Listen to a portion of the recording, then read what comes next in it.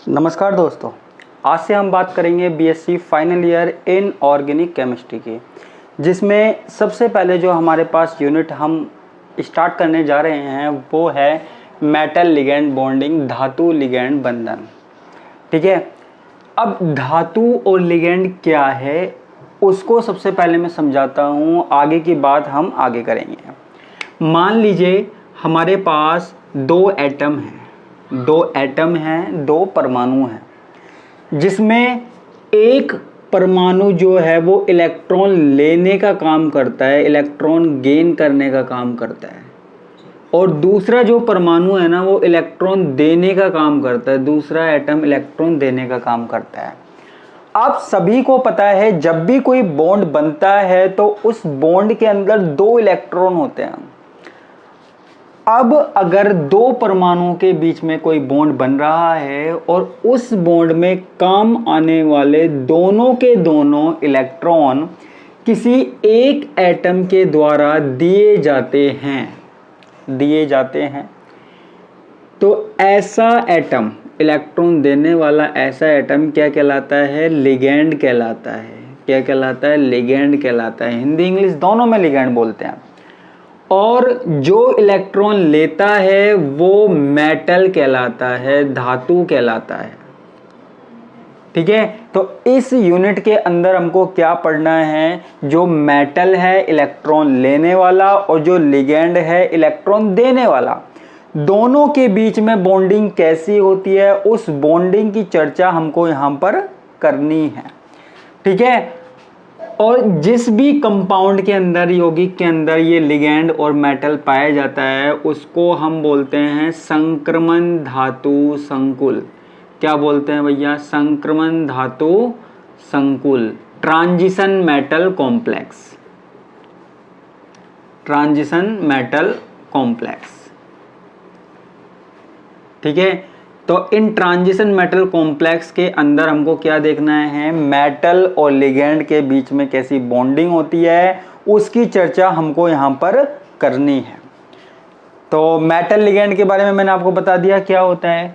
अब देखो, इस बॉन्डिंग को समझाने के लिए अलग अलग वैज्ञानिकों ने अलग अलग सिद्धांत दिए, अलग अलग थ्योरी दी, उनके बारे में हम चर्चा करने वाले हैं। अब आप ये देखिए, बीएससी सेकेंड ईयर में आपने पढ़ा है, क्या पढ़ा है? आपकी एक यूनिट थी कोऑर्डिनेशन कंपाउंड उप सह संयोजक यौगिक, जिसमें आपने वर्नर्स का सिद्धांत पढ़ा था, उसके बाद वैलेंस बॉन्ड थ्योरी पढ़ी थी। ठीक है, ये दो सिद्धांत आपने पढ़े हुए थे। तो अब हमें उन सिद्धांतों की बात तो करनी नहीं है, हमें उनसे आगे की सिद्धांत की बात करनी है। बिल्कुल एक नया सिद्धांत है सीएफटी, उसकी बात करनी है। लेकिन सीएफटी की बात करने से पहले हमने जो सिद्धांत देखे थे, ठीक है, हमारा सिलेबस वहीं से स्टार्ट हो रहा है।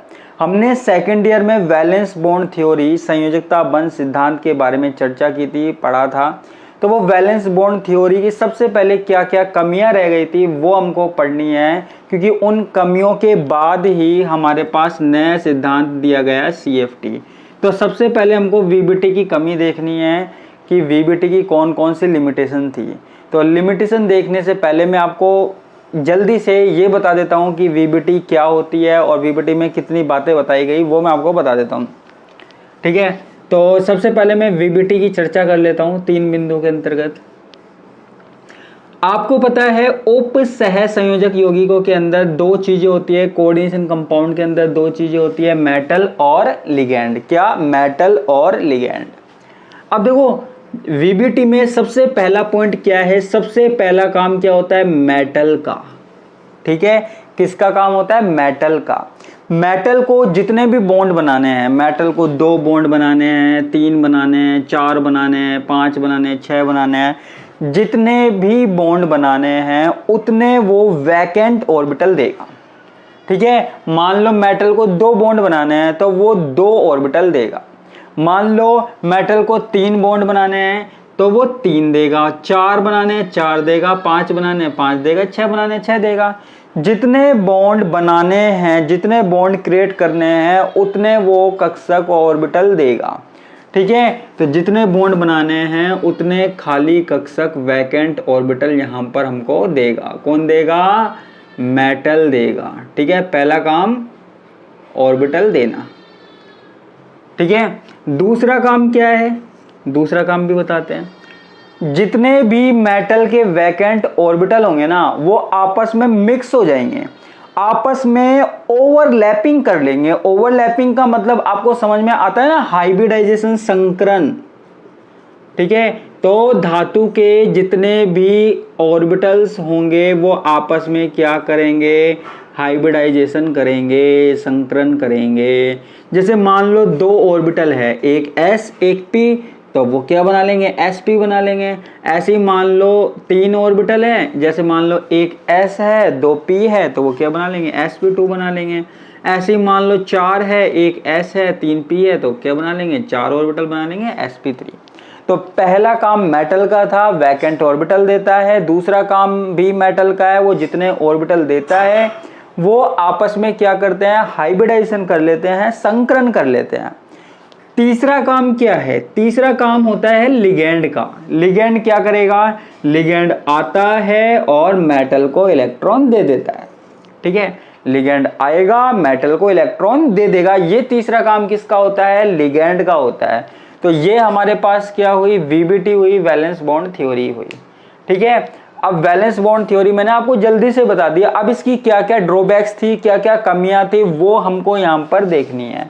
ठीक है, तो वो लिमिटेशन हम देखेंगे जब भी हम इस यूनिट में आगे बढ़ सकते हैं। सीएफटी की चर्चा हम यहाँ पर कर सकते हैं।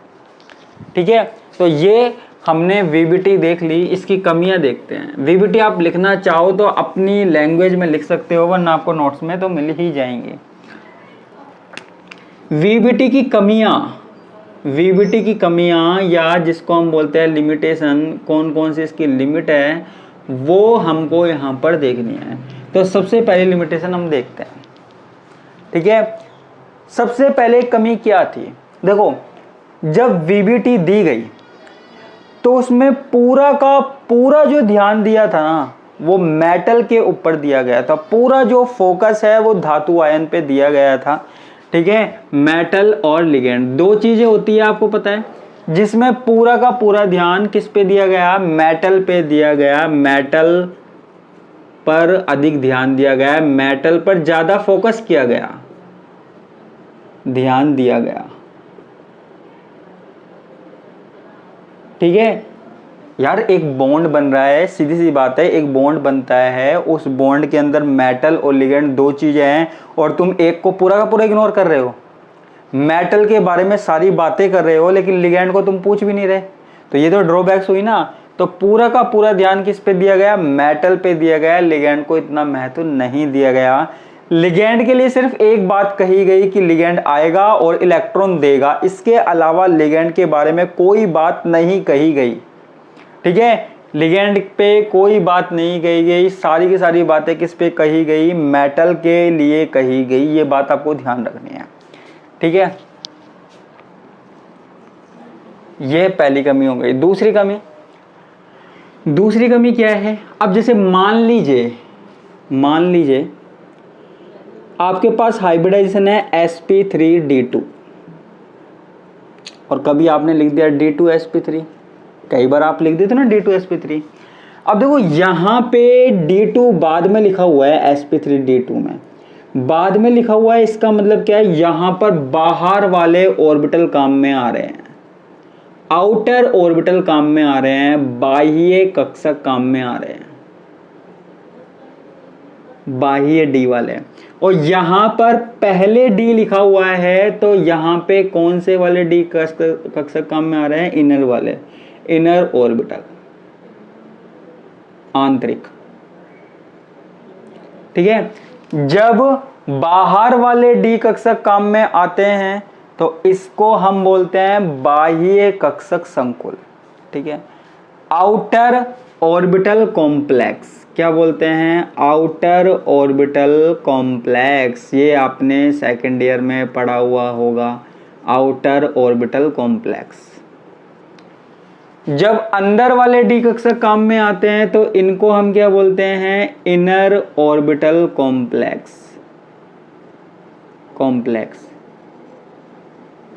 आंतरिक कक्षक संकुल। ये बात सबों को पता है कि जब अंदर वाले डी ऑर्बिटल काम में आते हैं तो उसको हम बोलते हैं आंतरिक कक्षक संकुल। जब बाहर वाले डी कक्षक काम में आते हैं तो उसको हम बोलते हैं बाह्य कक्षक संकुल। ये सबों को पता है, लेकिन वीबीटी ने ये नहीं बताया कि कब तो बाहर वाले डी कक्षक काम में आएंगे, कब अंदर वाले डी कक्षक काम में आएंगे, कब तो ये वाला हाइब्रिडाइजेशन होगा और कब ये वाला हाइब्रिडाइजेशन होगा। दोनों के दोनों संकरण तब होते हैं जब एक मेटल के साथ 6 लिगैंड जुड़ने वाले होते हैं, तो उस कंडीशन में ये दोनों हाइब्रिडाइजेशन होते हैं। लेकिन कब ये वाला होगा और कब ये वाला होगा, इस बात की जो व्याख्या है वो हमारे पास वीबीटी नहीं कर पाया कि कब तो अंदर वाले कक्षक होंगे, कब बाहर वाले कक्षक होंगे। ठीक है, ऐसा क्यों हुआ इसके बारे में वीबीटी नहीं बता पाया। ठीक है, तो ये हमारे पास क्या हो गई, दूसरी कमी हो गई। इसके बाद अगली कमी हम यहाँ पे देखते हैं, तीसरी कमी हम यहाँ देखते हैं। ठीक है, अब यहाँ पे जैसे कोई भी एग्जांपल ले लो Ni+2। ठीक है, अब यहाँ पे आप एक चीज देखिए, क्या ये जो निकिल है ना Ni+2, अब ये कुछ आयनों के साथ तो टेट्राहेड्रल स्ट्रक्चर बनाता है और कुछ आयनों के साथ ये स्क्वायर प्लेनर बनाता है। ठीक है, कुछ लिगेंडों के साथ स्क्वायर प्लेनर बनाता है। ठीक है, अब वीबीटी में पूरा ध्यान निकिल पे दिया गया था, उसके हाइब्रिडाइजेशन पे दिया गया था। अब यहां पर दोनों में सेम हाइब्रिडाइजेशन है, सेम संकरण है, लेकिन फिर भी ये हमारे पास टेट्राहेड्रल चतुष्फलकीय संरचना बना रहा है और ये हमारे पास वर्गाकार समतलीय संकुल बना रहा है। क्यों हुआ, ऐसा क्यों हुआ? जबकि वीबीटी इसके बारे में कुछ नहीं कहता। वीबीटी ने कहा था अगर हाइब्रिडाइजेशन सेम है, ऑक्सीडेशन स्टेट सेम है तो सेम बनेगा कंपाउंड, लेकिन यहां पर हमारे पास बन रहा है चतुष्फलकीय टेट्राहेड्रल और यहां पे बन रहा है स्क्वायर प्लेनर वर्गाकार समतलीय। ऐसा हुआ तो क्यों हुआ, ऐसा हुआ तो क्यों हुआ? ये अलग अलग संकुल क्यों बने? ये कॉम्प्लेक्स अलग बना, ये कॉम्प्लेक्स अलग बने, क्यों हुए? ऐसा क्यों हुआ बताओ? इस बात की व्याख्या, इस बात को एक्सप्लेन वीबीटी नहीं कर पाया। हम आगे करेंगे, सीएफटी के द्वारा एक्सप्लेन करेंगे। ठीक है, कौन कौन सी कमियां हमने पढ़ ली? एक तो मेटल पर ज्यादा फोकस किया गया, मेटल पर पूरा ध्यान दिया गया, जबकि साथ में लिगैंड भी होता है, लिगैंड पर ध्यान नहीं दिया गया। दूसरी बात कि यहां पर कई बार ऐसा होता है संकरण में बाहर वाले डी कक्षक काम में आ रहे हैं, अंदर वाले डी कक्षक काम में आ रहे हैं, चलो वो तो कोई बात नहीं, आ गए, लेकिन कब बाहर वाले डी कक्षक काम में आएंगे, कब अंदर वाले डी कक्षक काम में आएंगे, इस बात को तो बताया ही नहीं। वीबीटी इसके बारे में नहीं बता पाया कि कब तो हमारे पास आउटर वाले ऑर्बिटल बनेंगे, आउटर ऑर्बिटल कॉम्प्लेक्स बनेगा, और कब इनर ऑर्बिटल कॉम्प्लेक्स बनेगा, कब बाह्य कक्षक संकुल बनेगा, कब आंतरिक कक्षक संकुल बनेगा। इस बात की व्याख्या वीबीटी नहीं कर पाया।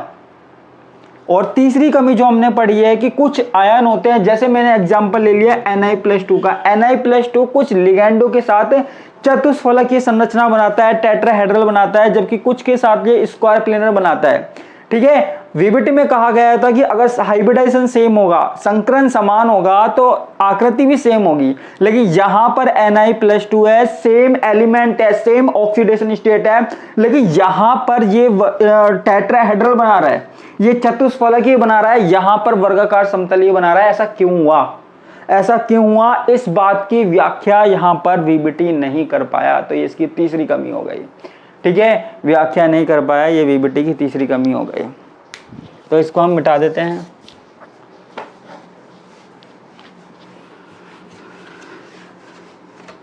तो ये हमारे पास क्या हो गया, वीबीटी की 3 कमियां हो गई। इसके अलावा हमारे पास और भी कई सारी कमियां हैं, उनको हम बताते हैं।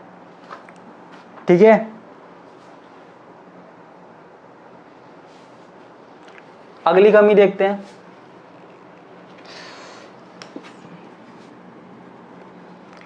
अब यहां पे एक एग्जांपल मैं ले रहा हूं कॉपर का, Cu+2 का।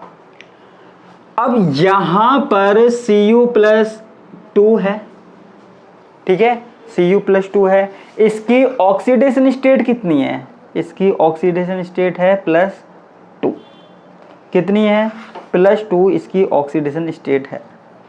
ठीक है, अब देखो यहां पे आप ये देखिए कि इसमें ना जब संकरण होता है, जब हाइब्रिडेशन होता है तो इसमें 6 ऑर्बिटल बनते हैं। कितने बनते हैं? 6 ऑर्बिटल बनते हैं।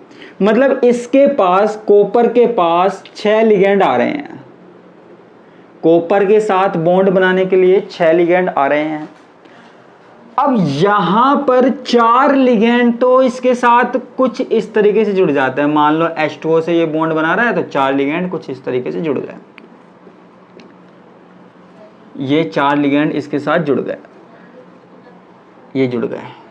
ठीक है, अब 5वां लिगेंड भी आकर यहां पर जुड़ गया और 6ठा लिगेंड भी यहां पर आकर जुड़ गया। चलो कोई दिक्कत नहीं है। अब यहां पर आप ये देखिए, ठीक है, आप यहां पर ये देखिए कि कॉपर का जब हाइब्रिडाइजेशन हुआ था ना, और इसमें जो 6 ऑर्बिटल बने थे, जो 6 ऑर्बिटल बने थे हाइब्रिडाइजेशन के बाद, सारे के सारे जो ऑर्बिटल थे, सारे के सारे जो कक्षक थे वो समान ऊर्जा वाले थे। इसके जो कॉपर के ऑर्बिटल थे 1 2 3 4 5 6, वो सारे के सारे ऑर्बिटल समान ऊर्जा वाले थे। अब ऑर्बिटल समान ऊर्जा वाले थे तो जो लिगेंड आ रहा है ना, समान लिगेंड आ रहे हैं, तो लिगेंडों को भी क्या होना चाहिए? समान दूरी पर होना चाहिए। लिगेंडों को क्या होना चाहिए? समान दूरी पर होना चाहिए। लेकिन ऐसा नहीं होता है। ऐसा क्यों नहीं होता है? कि कॉपर से 4 लिगेंड जो है ना वो तो समान दूरी पर जुड़े हुए हैं। कॉपर से 4 लिगेंड है ना समान दूरी पर जुड़े हुए हैं, लेकिन जो 2 लिगेंड है ना वो कुछ ज्यादा दूरी पर जुड़े हुए हैं। सारे के सारे जब 6 के 6 ऑर्बिटल समान है, उनकी ऊर्जा समान है, उनका हाइब्रिडाइजेशन समान है, तो आने वाला जो लिगेंड जुड़ रहा है ना वो भी मेटल से समान दूरी पर होना चाहिए। लेकिन मेटल से समान दूरी पर नहीं है। 4 लिगेंड समान दूरी पर है और 2 लिगेंड थोड़ा ज्यादा दूरी पर है। ये 2 लिगेंड अधिक दूरी पर है। तो अब ऐसा क्यों हुआ जबकि सबों में सेम चीज थी? ऐसा क्यों हुआ? इस बात की व्याख्या वीबीटी नहीं कर पाया। इस बात की व्याख्या वीबीटी नहीं कर पाया कि ऐसा हुआ तो क्यों हुआ। तो ये इसकी कौन सी कमी थी? ये इसके पास थी 4th कमी।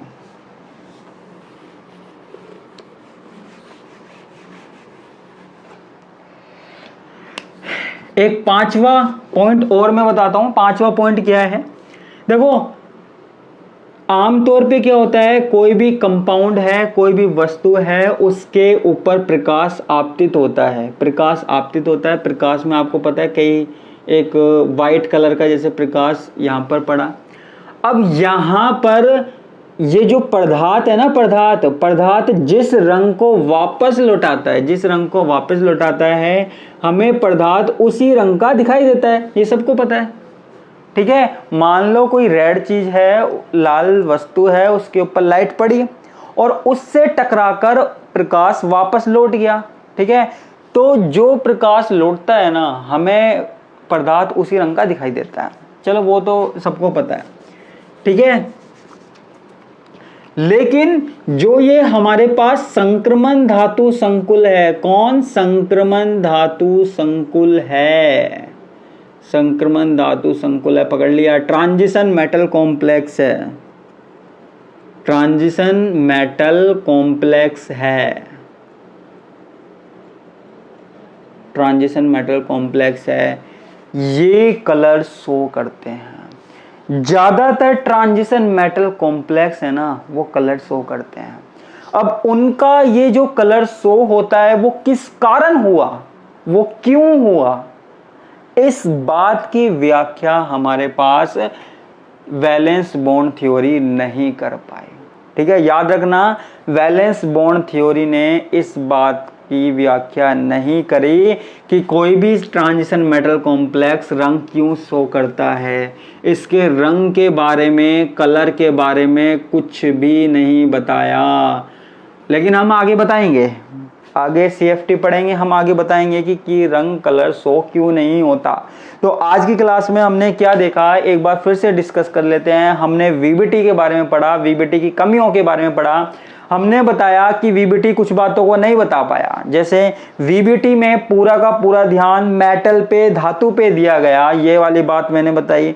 दूसरी बात, कब अंदर वाले डी कक्षक काम में आते हैं, कब बाहर वाले डी कक्षक काम में आते हैं, यानी कि इनर और आउटर ऑर्बिटल कॉम्प्लेक्स कम बनते हैं, इस बात की व्याख्या वैलेंस बॉन्ड थ्योरी नहीं कर पाया। दूसरी बात। तीसरी बात कि कुछ आयन ऐसे होते हैं जो किसी भी लिगैंड के साथ तो वर्गाकार आकृति बना ली, वर्गाकार समतली स्क्वायर प्लेनर बना लिया, किसी के साथ टेट्राहेड्रल बना लिया। ऐसा क्यों हुआ, इस बात की व्याख्या भी हम यानी कि वीबीटी नहीं कर पाया। ठीक है, इसके अलावा रंगों के बारे में भी नहीं बताया वीबीटी ने कि रंग वंग क्या होते हैं। भैया रंग कैसे शो करता है, ज्यादातर जो कॉम्प्लेक्स होते हैं ना वो रंगीन होते हैं, वो कलरफुल होते हैं, वो कलर कैसे शो करते हैं, इस बात की व्याख्या हमारे पास वीबीटी नहीं कर पाया। तो ये हमारे पास क्या हुआ, यहाँ पे वीबीटी और उसकी कमियां हुई। अब इन कमियों को दूर करने के लिए हमारे पास अगला सिद्धांत, अगली थ्योरी दी गई सीएफटी। सीएफटी के बारे में हम बात करेंगे नेक्स्ट क्लास में। तो आज के लिए बस इतना ही, मिलते हैं हम सीएफटी के साथ अगली क्लास में। धन्यवाद।